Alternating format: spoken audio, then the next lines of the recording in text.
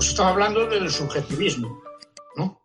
Es decir, que es una escuela metodológicamente subjetivista, es decir, que el valor de los bienes deriva de la capacidad de satisfacer la necesidad de una persona, ¿no? No tiene valor en sí, sino que en sí, independientemente de la valoración que hagan las personas de él, ¿no? Y la valoración del bien depende de los gustos, preferencias, cultura, historia, valores de cada persona o grupo de personas, pero no tiene un valor en sí. Es una escuela subjetivista, no objetivista. Después también el individualismo metodológico, el que solo los individuos actúan, solo los individuos son capaces de pensar, solo los individuos son capaces de valorar. No hay ontológicamente ningún grupo que pueda actuar, sino que son agregados de individuos, pero no entes en sí. Por ejemplo, económicamente, por ejemplo, la idea, por ejemplo, de agregados, ¿no? Por ejemplo, el PIB, el Producto Interior Bruto, o, por ejemplo, indicadores en números índices como la inflación, por ejemplo, a nosotros no nos dicen nada. Simplemente es una especie de media ponderada que se hace de las valoraciones de un conjunto de precios y de ahí funciona. Pero cada uno de nosotros tiene sus propios precios, cada uno de nosotros tiene su propia tasa de inflación. Por ejemplo, un empresario que trabaja en el sector del petróleo, ¿no? ¿De qué le vale que le digan que el IPC este año va a ser el 1%? Si está oscilando los precios entre más menos 20%, a la hora de actuar, ¿qué más le da el agregado? A mí no me importa el agregado, como actor empresarial o como actor consumidor.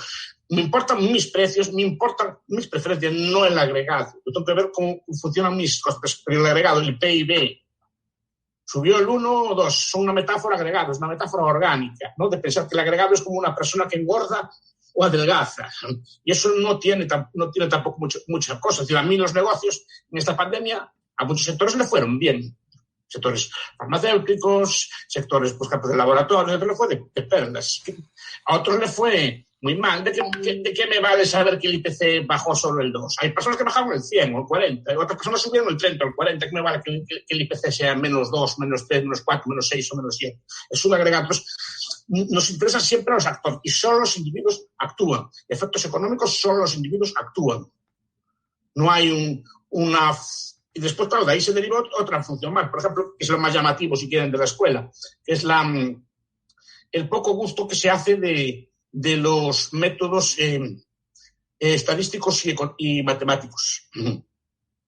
Una cosa que llama mucha atención a muchos economistas modernos es que la escuela austríaca no usa de fórmulas matemáticas ni usa de modelos a la hora de explicar la ciencia económica. Su método es lógico-deductivo y verbal. Básicamente, porque después si quieren podemos hablar de esto, pero básicamente porque piensa que el ser humano no actúa funcionalmente. O sea, no hay una función que pueda explicar cómo funciona una persona. La persona actúa, primero, no actúa de forma continua, de forma discontinua o de forma puntual.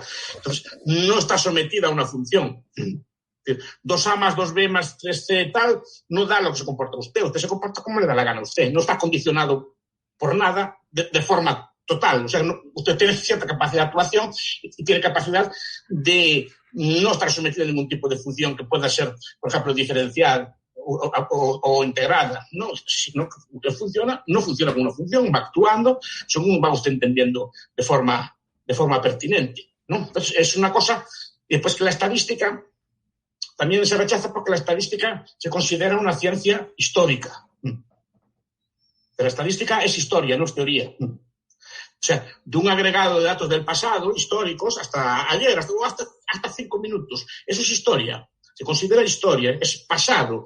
La idea es del pasado se puede predecir el futuro. ¿Hay algún tipo de ley de tendencia que diga que de normas, cosas que han ocurrido en el pasado, tienen necesariamente por qué suceder en el futuro?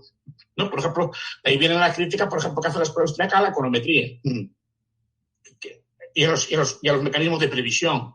Yo esos mecanismos de previsión, por ejemplo, en la pandemia no los vi que predijeran una caída del PIB. Usted leía los datos de previsión de los bancos o de los institutos económicos a principios del año 2020, pues decían crecimientos del 1%, 2%, no una caída del 9%. ¿Cómo puede pasar eso?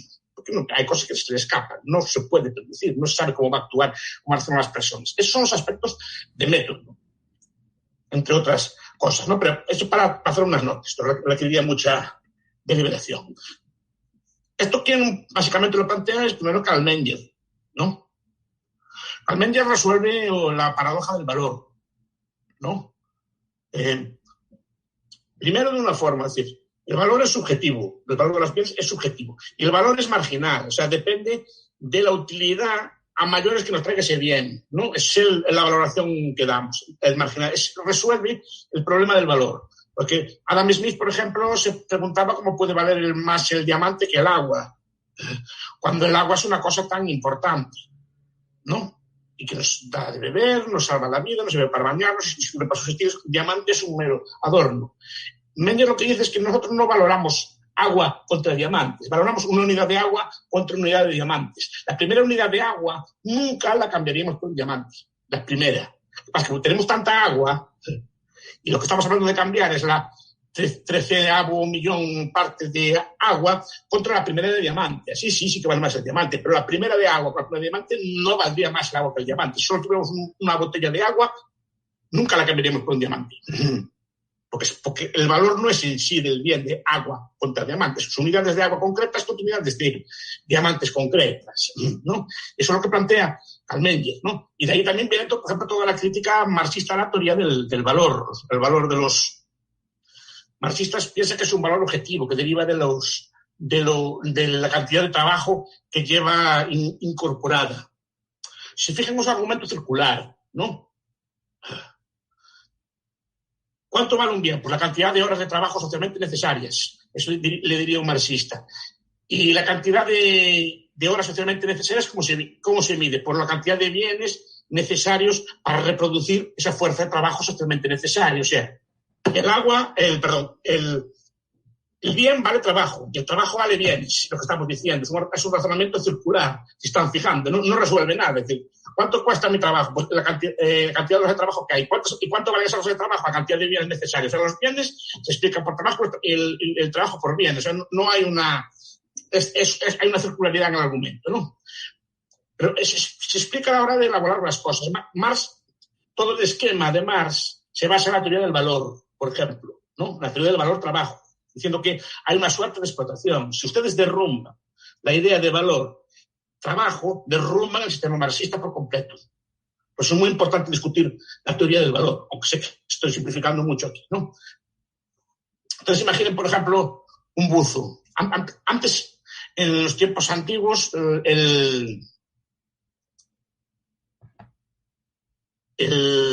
las perlas, ¿cómo se cogían las perlas? Pues se cogían, pues que había un señor o una señora, nadadores, que buceaban, nadaban, iban a una ostra, le quitaban la perla y subían con ella, ¿no? Se jugaban la vida, porque era muy complicado. El maestro dirá, ¿ves? La perla vale porque hace falta tantas horas de trabajo de una persona para apañar esa perla. Si quien da el valor es el trabajo y el buzo nos trae la piedra que ha dado la perla, esa piedra también tendría que valer. Lo mismo que una perla, ¿no? Porque si quien da valor es el trabajo y si el señor se jugó la vida, esa piedra tendría que valer tanto como la perla.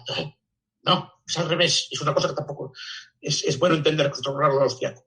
Los austríacos es el valor final el que marca los costes, no los costes los que marcan el valor.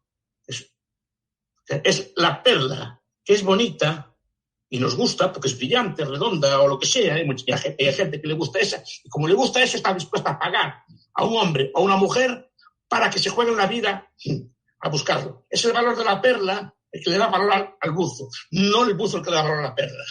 No es fácil de diferenciar. Pero, por ejemplo, esas cosas las plantea muy bien Carl Menger en su libro de los principios de teoría, los elementos de teoría económica, ¿no? Los principios de economía de Menger, el primer libro de la escuela austriaca. Pues Menger también enfatiza en ese aspecto, en polémica con la escuela alemana, que es donde nace la escuela austriaca, la escuela histórica alemana, sobre la historia. Los historicistas piensan que la economía es una ciencia histórica, que está configurada en cada momento los rasgos, las funciones económicas o los principios económicos por características históricas concretas, y él dice que los principios de la buena economía tienen que ser universales en todo tiempo y lugar. Este es uno de los principales rasgos que hay. El segundo autor que me gustaría tocar es el discípulo de Menger, ¿no? Tuvo varios. Uno que se desvió un poco, se hizo estático, que es Bieser, aunque tiene un libro interesante, y otro que es von Baber, que es su discípulo, digamos, dentro de la escuela austríaca, para mí uno de los más brillantes y de los más potentes. En su libro, por ejemplo, Capital o Interés, o la teoría de la explotación, ¿no? que es una parte del capital de interés. En español se tradujo también como teoría de la explotación en un sistema marxista. Y algunas cuestiones tiene algún trabajo sobre esto. Es un crítico del marxismo, pero es el que desarrolla, por ejemplo, todo el concepto de capital. Capital tal como entendemos nosotros. Esto es como... A ver, el capitalismo, que la escuela austríaca opera en el mundo capitalista y es una de las principales defensoras del sistema capitalista. El capitalismo es un sistema de valores, básicamente. Es un sistema económico que requiere de ahorro, y ese ahorro debe ser convenientemente invertido para producir más bienes en el futuro. Es una privación de bienes presentes para tener más bienes en el futuro. El capitalismo es histórico, o sea, no es una tecnología humana. La tecnología humana, como puede ser la escritura, por ejemplo, ¿no? O puede ser el habla. Son tecnologías que inventa el ser humano, o la contabilidad, por ejemplo. Pues el capitalismo es una cosa que dice, vamos a ahorrar, ese ahorro, en vez de gastarlo, vamos a invertirlo para producir bienes. El famoso ejemplo, que conocerán ustedes que ya está más que repetido, pero que está, por ejemplo, en Capital e Interés, en el volumen 2 de Capital e Interés, que se llama la teoría positiva del capital. Es el ejemplo famoso de Robinson y las moras o los cocos o otro tipo de cosas. Que supongo que ya lo conocerán. No sé si oyeron hablar de él alguna vez. Él imagina a Robinson, es von Baber, imagina a Robinson, está en la isla, está él solo, no tiene nada. No tiene nada, solo sus manos. Y tiene que comer. Pues entonces pasa todos los días, va a un cocotero y todos los días atrapa 10 cocos, que todos los días come 10 cocos, todos los días atrapa 10 cocos, todos los días come 10 cocos. Un día se le ocurre una idea. Si tuviera un palo y una liana, podría desde abajo agarrar los cocos y producir más cocos con el mismo esfuerzo. O los mismos cocos con menos esfuerzo. ¿Vale? Pero ¿y qué necesito yo para tener un palo con una liana? Pues tengo que ir a la otra punta de la isla, cortar una caña o una liana y después ir a la otra punta y hacer con unas lianas una especie de red y a partir de ahí tener esa herramienta, ese bien de capital. Pero él dice, yo no puedo hacer eso porque necesito un día entero comiendo sin producir. Y entonces lo abandona. Pero también tengo otra cosa. Espera, voy a hacer una cosa. Voy a pasar sacrificio. Voy a agarrar 10 cocos todos los días y comer 9. O al revés, me voy a sobreexplotar. Voy a trabajar 1 hora más, voy a agarrar 11 cocos y comer solo 10. Cualquiera de las dos cosas me vale. Cualquiera de las cosas que implique consumir menos de lo que producí. Esos cocos que cada día ahora los va guardando. Al cabo de 10 días, ¿qué le pasa? Que tiene un montoncito de cocos que le permiten financiar la producción de un palo. Porque puede pasarse un día comiendo, sin trabajar, y puede financiar la producción de un palo. Desde el momento que tiene el palo en la mano, Robinson, en vez de 10 cocos, coge 25 cada día, con el mismo esfuerzo. Porque ahora tiene un bien de capital en la mano. Ya no es un bien físico. Pero cuidado, fíjese lo que tuvo que hacer Robinson. Robinson, para hacer eso, tuvo que sacrificarse, pero no solo ahorrar, el ahorro solo no basta. Tuvo que invertir el ahorro de forma productiva. Robinson, con sus 10 cocos, también pudo pasar un día en la playa de vacaciones consumiendo los cocos sin hacer nada. ¿Sí o no? También es una opción. Y pudo pasar un día de ocio, de vagancia. Pero no, Robinson actuó de forma capitalista. Invirtió el ahorro de forma productiva. No es solo el ahorro, es como si inviertes. Lo que explica von Baber es que el capital se genera. Y a diferencia de la antigüedad, por ejemplo, en la antigüedad los comerciantes, el comercio existió, porque también digo una cosa, el comercio no es capitalismo, el comercio es comercio y el capitalismo es capitalismo. El capitalismo es una cosa muy más compleja que el comercio. El libre comercio existió siempre, existió en China, existió en la India, La religión islámica es una religión comercial, por ejemplo. Mahoma era comerciante y en Europa hubo comerciantes, pero no eran capitalistas, porque esos comerciantes cuando juntaban una fortuna gastaban el dinero, pues por ejemplo, en comprar tierras de caza o en casar a sus hijos con un noble o en comprar algún tipo de bien de lujo. Capitalismo es cuando ese ahorro se reinvierte de forma productiva. Eso es lo que explica von Baber. Pero para eso necesita un montón de cosas. Necesita contabilidad, por ejemplo. Necesita dinero, o sea, cambio indirecto. Necesita una serie de instituciones que le ayuden en su proceso. Por ejemplo, bolsas que permitan fijar los precios de compra y venta de participaciones de empresas. Necesita de sistemas de seguros. Necesita de sistemas bancarios que canalicen el crédito, ¿no? Y todo eso es lo que va construyendo el capitalismo, pero es un conjunto de instituciones que se van desarrollando con el tiempo. Pero desde luego, no, es natural al ser humano, es una tecnología humana que sirve para producir más. Y por eso mucha gente yo creo que no lo entiende. Pero Robinson habla del papel de la capitalización, de cómo el ser humano va inventando, ahorrando capital y cómo se usa para coordinar el sistema productivo. Y hay un aspecto central que es la tasa de interés. El interés nos indica en cada momento cuánto capital tenemos y qué tipo de bienes podemos financiar.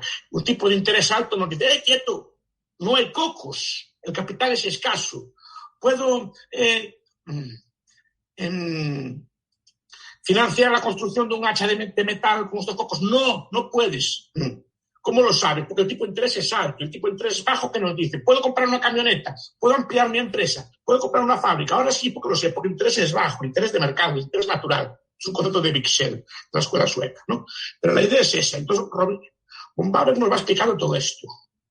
Es un libro precioso, se lo recomiendo. La teoría positiva del capital, es de los libros más bonitos que vi. Aunque tenga el título así feo, es un libro muy bonito de leer. Los austríacos son muy claros, usan al principio de la navaja de Occam, ¿no? Pues Robinson, perdón, entendiendo, ahí se explica el libro se llama Capital e Interés, aunque creo que la teoría del interés de von Baber a mí no me convence mucho, que es una teoría de la productividad marginal y no es una teoría, yo defiendo más una teoría de la preferencia temporal pura, pero bueno, es otro debate.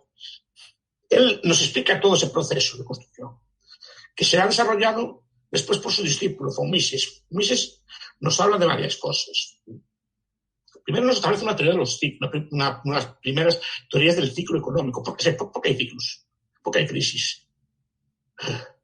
Esa es una de las teorías de la moneda y del crédito. Mises nos va explicando lo que es el dinero, cuál es el modelo correcto del dinero y cómo en los estados desvían el dinero originario, que normalmente es algún tipo de metal precioso, y van creando monedas fiat o monedas de papel o monedas creadas por la mera fe del Estado y que son de curso forzoso. ¿Cómo se va desviando? Entonces, von Baber encuentra, por ejemplo, en esas manipulaciones de la moneda y el crédito que deprimen el tipo de interés o alteran el tipo de interés, el hecho de que se hagan malos cálculos masivos. O sea, que los actores calculen mal y piensen que hay más capital del que realmente hay y se metan en inversiones que no deberían haberse metido, porque engañados por esa alteración que hacen los bancos centrales, que hacen las políticas monetarias de eso, ¿no?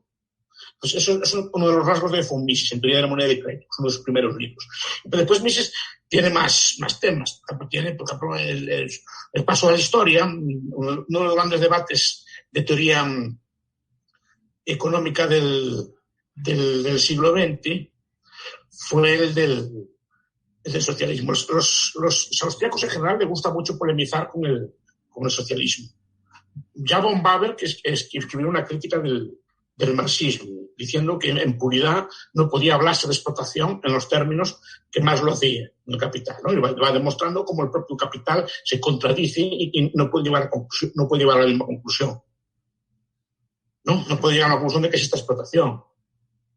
Es largo de explicar, sí que se lo explico después, pero básicamente es una crítica explotación. Y Mises, en cambio, profundiza aún más en el tema. Mises, en su libro Socialismo y en una serie de obras, abre un debate, que fue uno de los debates más potentes del siglo XX y que aún sigue existiendo. Es un debate no sobre si el socialismo es bueno o malo, si es productivo o improductivo, si es justo o injusto, sino si es posible el socialismo o no. Si es posible una economía socialista o no. Él dice que no. a gran escala, me refiero, es decir, una economía a nivel de un país. Y va explicando por qué, porque si no hay precios, no se puede, si no hay precios y si no hay beneficios, no se puede orientar correctamente la producción. Una economía necesita de precios, sobre todo de precios de los bienes de capital. O sea, tenemos que saber si hacemos un coche de aluminio o lo hacemos de chapa de metal. ¿Y cómo sabemos? ¿Cómo sabemos si usar más plástico o más madera, por ejemplo? ¿Cómo sabemos cómo producir electricidad? Electricidad podemos producirla de 50 formas posibles, ¿no? Hidroeléctrica, nuclear, de gas, eólica, de muchas formas distintas. Hay muchas formas de producir electricidad. ¿Cuál es la correcta? ¿Cómo sabemos cuál escoger si no tenemos precios de los factores, ¿no? Y poner malos precios implica que estás comprando un producto más caro, por tanto estás teniendo menos, estás empobreciendo. Entonces, y sobre todo el beneficio, la pérdida nos orienta. El beneficio nos dice, invierte ahí, deriva capital y ahorro cara a ese sector, porque es un sector que la gente está demandando. La pérdida dice, quítate de ahí, reduce la inversión ahí, no produzcas de eso, deja de producir cintas de cassette y ponte a producir pendrives. ¿Cómo lo sé? ¿Cómo lo sé? Lo sé porque los beneficios en las cintas de cassette van bajando, los beneficios en la producción de pendrives, por ejemplo, van subiendo. Entonces, los capitales, los ahorros se van derivando siempre de unos sectores a otros sectores. Y siempre es un proceso, si quieren, al estilo del compañero de Mises en las clases de von Baber, que era Schumpeter, ¿no? Ese proceso de destrucción creativa, ¿no? Es un aspecto, el tema del cálculo, repito, despertó una enorme polémica porque los autores socialistas pues le contestaron, Oscar Lange, Dickinson, Ava Lerner, le hicieron una crítica y aún hasta el día de hoy dura el debate, ¿no? Los marxistas cibernéticos modernos, por ejemplo, Coxo, en España Maxi Nieto, pues dicen que sí que se puede calcular. Mises dice taxativamente que no se puede calcular. Algo que, por ejemplo, corrobora otro alumno de Mises, que es Hayek, ¿no? Hayek, por ejemplo, en su discurso del premio Nobel ha hablado de la información. También el problema del cálculo es que hay un problema de información tácita. Es decir, no hay un precio, hay muchos precios. Hay mucha información tácita que no se puede planificar. Yo no puedo planificar, por ejemplo, yo voy al Baluchistán, ¿no? Y digo que habrá una fábrica de ropa allí, de corbatas, por ejemplo. Así no, digo, que se haga, no se hace corbatas, se hace corbatas bonitas, que le gusten a la gente. Y a lo mejor el Baluchistán, por lo que sea, por su cultura o por así, no tienen cultura en hacer corbatas. Si no, entre en una tienda china y miren las corbatas que hay. Son corbatas, sí, pero no son corbatas que aquí se consideren elegantes. Si cae un italiano cualquiera, pues hace una corbata bonita, pues del tamaño de la pala correcto, el color acertado, etc. No es solo hacer una cosa, porque es un conocimiento tácito. Saber cocinar es un conocimiento tácito. Entonces, porque voy allí y no, hay sitios que se come bien, otros que no se come bien. Por cultura de la zona. Y después que hay muchos precios que no se pueden saber. Un botellín de esos de cerveza de la Alhambra, por ejemplo, que beben ahí. Supongo que la que beben ahí, Cruzcampo, ¿no? Esa cosa que beben por ahí abajo, ¿no? El carisma estrella Galicia. Galicia, efectivamente, es cerveza, lo que beben ahí es otra cosa. Dice que es cerveza. Bueno, pero es ¿cuánto cuesta una Cruzcampo? No bebo mucha cerveza, así que... Es un ejemplo. Pero, por ejemplo, me dirán, pues mire, pues aquí en la cafetería de la universidad me cuesta, yo que sé, 1,40. No sé cómo está por ahí abajo, ¿no? Pero si voy a un bar fino de Almería, puede costar 4. Pues 2 euros, 3, 2,50. Pero va a un hotel de finos y a lo mejor le cuesta 4. Pero no cuesta a lo mejor en Almería igual, yo que sé, que en Mijas, por ejemplo, ¿no? Y dentro de Mijas no cuesta igual el centro, y no vale igual todo, ni el terreno, ni la mano de obra, ni nada. Entonces, ¿cuánto cuesta un cerdo? Pues depende. Y a lo mejor la compra en el supermercado le cuesta 50 céntimos. La toma una discoteca por la noche y le puede costar 4. Entonces, ¿cuánto vale una Cruzcampo? ¿Cuál es el precio correcto? ¿No? Depende. Entonces, claro, pues depende. Entonces no hay un precio, hay muchos precios. Y esos precios no se pueden planificar. Porque son muchos precios. Usted puede poner que valga la Coca-Cola, o que valga la Cruzcampo, o que valga la cosa. El planificador central de que valga 70 céntimos. ¿Vale? Pues en algunos sitios será muy caro, otros sitios será demasiado barato y no compensará hacerla. Son muchos precios, y no es bien, no es uno solo. Entonces, es lo que va explicando Hayek, ¿no? Hayek es muy interesante. Hayek, por ejemplo, es un crítico también del socialismo, en su Camino de Servidumbre, o sobre todo en su libro casi póstumo, que se llama La fatal arrogancia, es otro discípulo de Mises, y va explicando el tema de la fatal arrogancia, o decir, como la mente planificada, la mente central, al final es la mente de una persona o de unas pocas personas. Las personas no tienen la capacidad de conceptuar la información. Entonces, él explica cómo el ser humano funciona a través de órdenes espontáneos. El mercado, ¿quién lo inventó? No es un invento, es una cosa. Bueno, ¿quién inventó el idioma castellano? Inventó una persona planificando, fue el fruto del trabajo de cientos de personas o miles de personas durante cientos de años a hacerlo.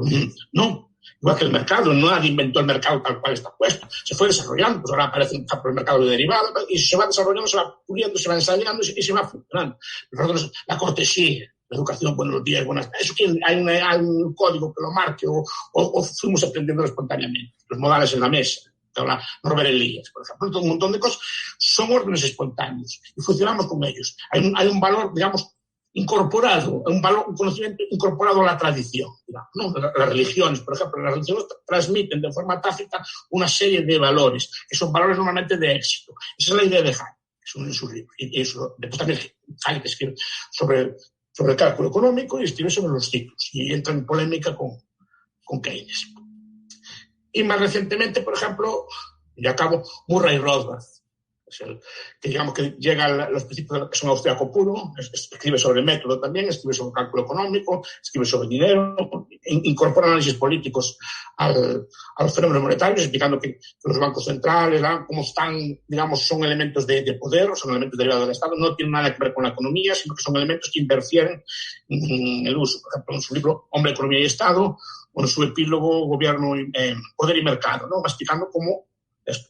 Y incorpora y desarrolla, digamos, muchos elementos de su maestro. Por ejemplo, hace una historia del pensamiento económico muy, muy interesante, desde una clave austriaca.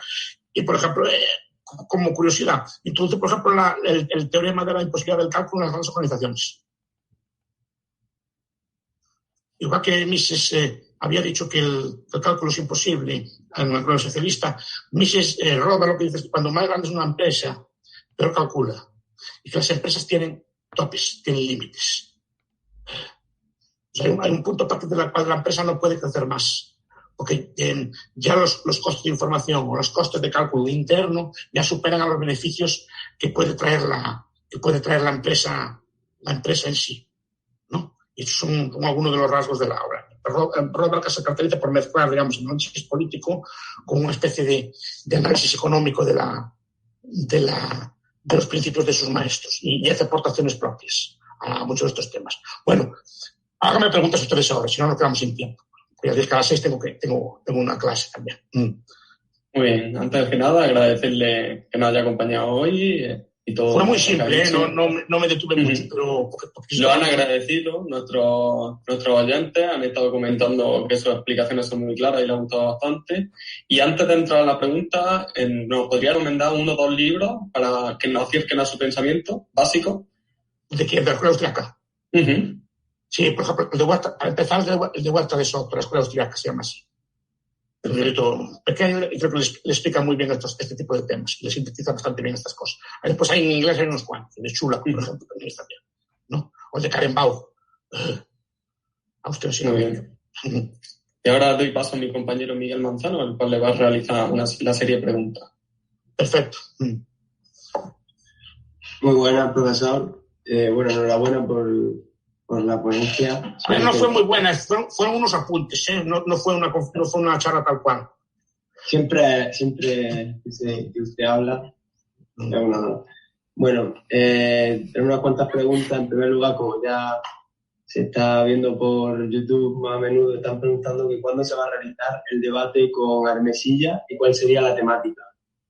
El debate con Armesilla está previsto para el sábado pasado, el sábado antes de Semana Santa, pero creo que dijo que no podía o algo así, no se hizo.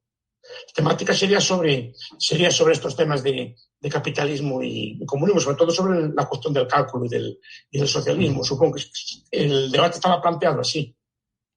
Es lo que yo defiendo. Bueno, el capitalismo sobre el socialismo. Digo que es una economía que... De acuerdo. A ver, la escuela marxista no promete pobreza. Hombre.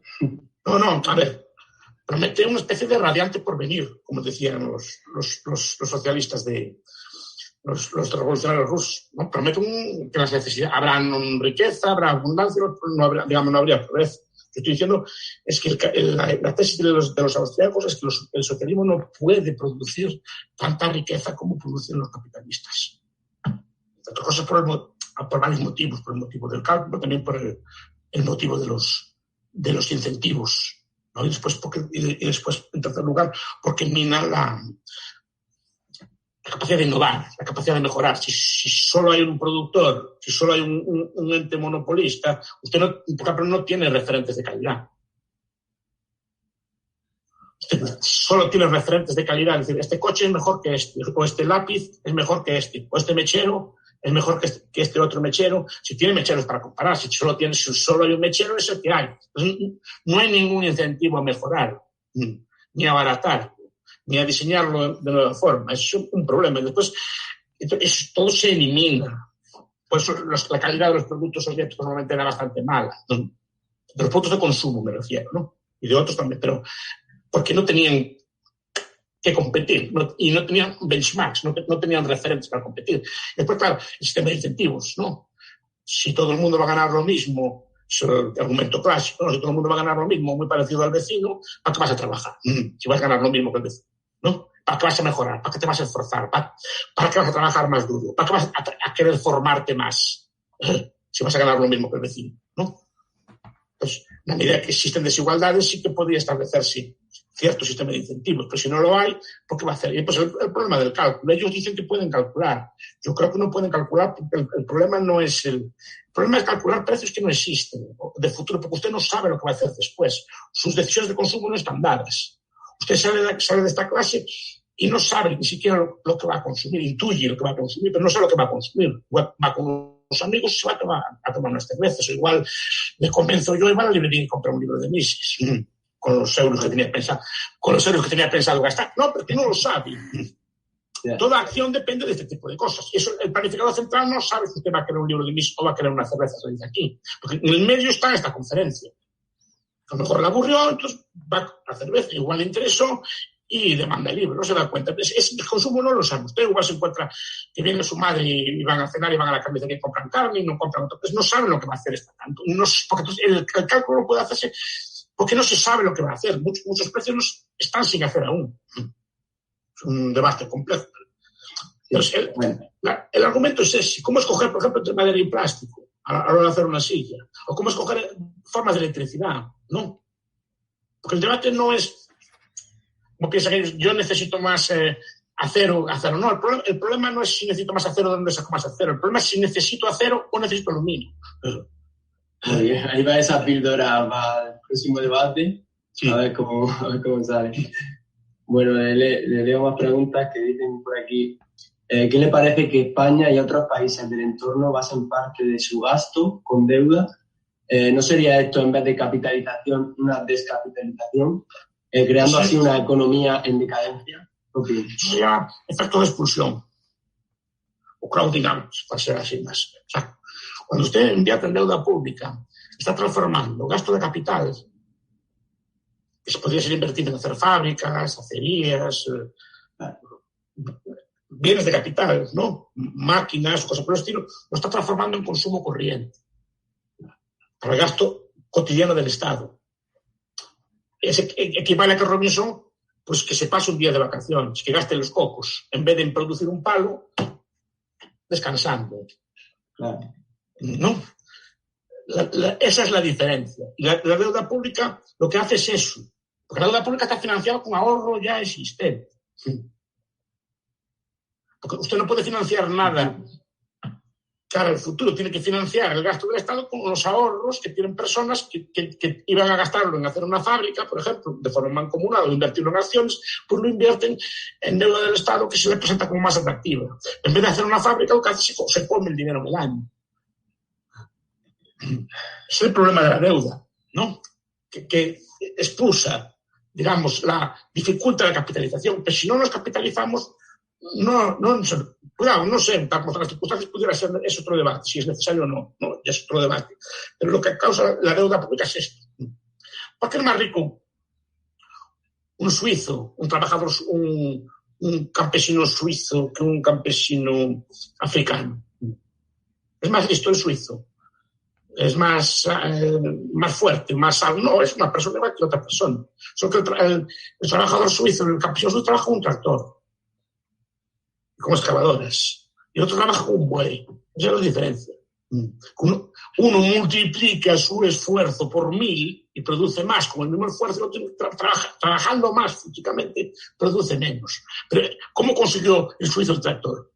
Esa es la gran pregunta, ¿no? ¿Cómo se hace para tener tractores? ¿No? Hubo que ahorrarlo, invertirlo, por ejemplo, ahorrarlo en el sentido de que hubo que haber un ahorro a largo plazo que permitiera financiar un tractor desde el principio hasta el fin. ¿Cuánto tiempo lleva hacer un tractor? Pues desde que se diseña en un tipo de facultad o de ingeniería o algo así, hasta que hay que montar una planta que haga tractores y hay que conseguir los insumos, minas, después hay que fabricar el tractor, no solo fabricar el tractor, necesita una fábrica de tractores. Y eso requiere de un ahorro acumulado muy grande. ¿No? La innovación. Es que la innovación ¿cómo se llegará solo? ¿No? Cuando llegan los robots. ¿Y por qué en el Congo no hay robots? Están inventados, es fácil traerlos. El problema es que el señor del Congo no puede comprar el robot. No es que no sepa que existe. Y sabe que hay tractores, pero sabe que no puede comprarlos. Esa es la única diferencia. Porque no tiene capital suficiente acumulado para comprar ese tractor. ¿No? Claro, eso requiere de muchas generaciones de acumulación y que vivan por debajo de su posibilidad y que vayan ese ahorro invirtiendo y de forma correcta. Por eso son necesarios todos estos mecanismos, ¿no? No es solo tener o no tener. Parece que es magia que nosotros tengamos máquinas y cosas por el estilo y otros no las tengan. No es magia. Es un proceso largo y lento de acumulación, que no se ve, de acumulación correctamente, y de mucho ahorro y bien canalizado. El problema de la deuda es ese, que detrae de la capitalización y lo gasta. Bueno, pues vamos con la siguiente pregunta, ¿vale? Que vamos un poco justillas. Nos tocan un poco el tema del narcocapitalismo y nos dicen, a mí me gustaría saber si ha existido una sociedad anarcocapitalista y cómo cree el profesor Bastos que se alcanzaría, porque a día de hoy suena un poco utópico o más bien algunas veces distópico. Capitalista no, porque repito, el capitalismo es un invento bastante reciente. Debe ser del siglo XVIII, siglo XIX. El capitalismo aparece en algunos sitios y se va extendiendo como una mancha de aceite. No es una cosa que nace en el mundo a la vez. El capitalismo nace en sitios muy concretos, nace en Inglaterra y nace en Flandes, a finales del XVIII y principios del XIX, y requiere una conjunción muy rara de valores éticos con sistemas de contabilidad y con valores que nos llevan a ahorrar, etcétera, etcétera, ¿no? Y con una serie que serán un poco sitios. Lo que pasa es que después fue imitado en otros mundo y ahora se expande por otras cosas, pero no, para nada es natural, es un invento humano. El comercio sí que es humano, el capitalismo no. Entonces, pero sí que yo no puedo decir que el 99% del tiempo humano fue en ausencia de Estado. Es decir, todas las sociedades que existieron en la humanidad hasta el siglo... bueno, el Estado debe tener 3.000 años, o 3.000 y pico de años. Pero el ser humano tiene 300.000, no sé exactamente, 1 millón de años según como empecemos a contar, ¿no?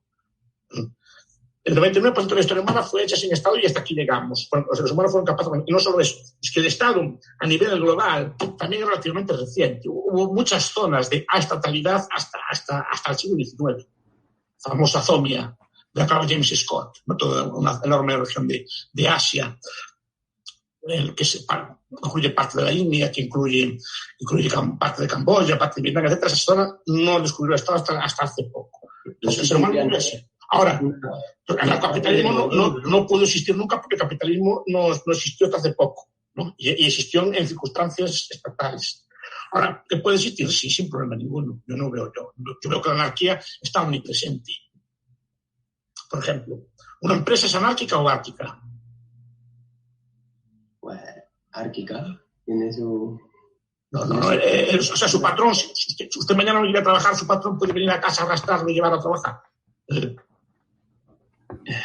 No puede. ¿Cómo operan en la empresa? Pues por medios económicos, con dinero, pero no con poder. Claro. Bueno, no sé. ¿Y es una iglesia o una religión organizada son anárquicas o no? Hombre, sí. Sí, porque usted puede marchar de ella cuando quiere. Y mañana un obispo puede decir, pues reniego y reniega. Ya hubo casos. Y no hay forma de hacerlo. Las propias políticas de la anarquía, una relación amorosa, una relación amistosa, ¿son anárquicas o no? También, y muchas son muy estables. Pues, lo que se trata de explicar es, ¿el sistema internacional es anárquico o no? El sistema de estados. En el mundo hay 200 estados. ¿Hay un estado que los domina a todos? No, bueno. ¿Y es estable el sistema? Bastante estable. De hecho, a día de hoy no sé si habrá una o dos guerras entre estados. La mayor parte de las guerras que hay son dentro de los estados. Entonces, la idea es el comercio internacional. Usted ahora encarga un producto a la China por internet y le llega. ¿Y eso cómo funciona? ¿Qué mecanismos legales tiene usted si, por ejemplo, el señor de la China no le sirve el producto? ¿A quién le reclama usted? A la empresa, ¿no? ¿Cómo? ¿A quién la estás pidiendo? A la empresa, ¿no? Sí, pero si la empresa no quiere, tiene forma de hacerla entrar en razón. ¿Hay alguna ley que lo obliga? ¿Hay algún tipo de ley que lo obliga a usted hacia el chino a la vez? Es que todo el mercado es anárquico. Todo el comercio internacional es anárquico. Y una sociedad sin Estado, repito, funcionaron. Hubo muchos ejemplos. Hombre, los más recientes son medievales, ¿no? De la Islandia medieval, por ejemplo. Es un ejemplo que se pone mucho, ¿no? Pero hubo muchos ejemplos sociales. Sí, y aún sigue habiendo algunas tribus africanas que no conocen creo que los números, me parece, que no conocían esta institución. Ahora están estatalizados porque están sometidos a unos, pero entre ellos normalmente no funcionaban así. Yo creo que hay muchos mecanismos de esto. Hay que explicar un poco, ya no sé si tendremos tiempo, un poco de teoría del Estado, de dónde nace el Estado, y porque el Estado es un invento histórico que aparece en unos sitios concretos, no es una cosa que aparezca en todo el mundo a la vez. Estado, entendiendo Estado como dominación política. El Estado que llamamos Estado es más reciente aún, es de la Revolución Francesa para acá. Muy bien, pues bueno, me da pena la última pregunta. Sí, eso te iba a decir, me da pena cortarle, pero bueno, la última vamos a terminar con una sencillita que dice, ¿cuál es el país que más se acerca a su pensamiento? Así de los que hay, realmente existentes, Liechtenstein. Reales, claro. No, claro, sí, pues es un estado pequeño y con derecho de secesión. Liechtenstein. Con derecho de secesión. Cada uno de los municipios de Liechtenstein tiene derecho de secesión si no le gusta. Están allí porque quieren. Se aproxima bastante. No es el ideal, pero si me dicen un ejemplo, yo le pongo ese. Realmente existente. Existe, no es utopía. Da sus problemas. Y es más antiguo que muchos de los estados. Bueno, Liechtenstein no, pero Andorra sí. Andorra es más antiguo que la mayor parte de los estados que existen. ¿No? Creo que España y que Francia. Pero ¿qué decir? Pues fue capaz de subsistir, ¿no? No sé cómo haría, pero ahí está. O sea, no es una entelequia mental, está ahí. Porque es una cosa que me interesa mucho. Y ya para acabar. Cuando discutimos en el nirvana, o discutimos con términos reales. ¿Vale? Nirvana es que muchas veces yo defiendo una cosa y me critican desde el ideal. Me critican desde el ideal lo que hay realmente existente. O discutimos en el ideal los dos sistemas, por ejemplo, discutimos idealmente el capitalismo y discutimos idealmente el socialismo, o real y real. El socialista hay que preguntar, yo te pongo ¿qué ejemplo me pone usted? ¿No? Porque si no, es muy fácil criticar desde la teoría que sería si gobierno. No, a ver, o real y real, o ideal y ideal. ¿No? Porque normalmente las críticas se hacen a lo real capitalista desde un ideal. Eso se llama debatir en el nirvana. Y eso no está bien hacerlo. Es trampa, no. O real y real, o ideal y ideal. ¿No? Bueno, pues tengo que dejarlo porque tengo una clase ahora. Muchas gracias. Bien, Gracias a ustedes, espero verlos pronto de nuevo. Muchas gracias por estar por aquí. Solo Me di ha unos encantado. apuntes, no fui muy riguroso, solo di unos apuntes, pero me gustaría que entrara la curiosidad, o sea, por lo menos de saber de esta escuela, y que sepa que la economía es muy bonita, muy bonita. O sea, no la vean solo como una cosa de repetir exámenes, es muy bonita y disfrútenla, están en la edad. Agradecido de estar con usted y gente de su talla. Nos ha gustado mucho tenerte aquí, a pesar de que sea algo bastante simple. Yo creo que a la gente lo ha agradecido, porque hay personas que son de múltiples carreras y de múltiples inquietudes, y ver si en otra ocasión podemos tenerle de nuevo. Muchas gracias. Eso espero. Muchas gracias, un abrazo, hasta la próxima. Un abrazo, hasta la próxima.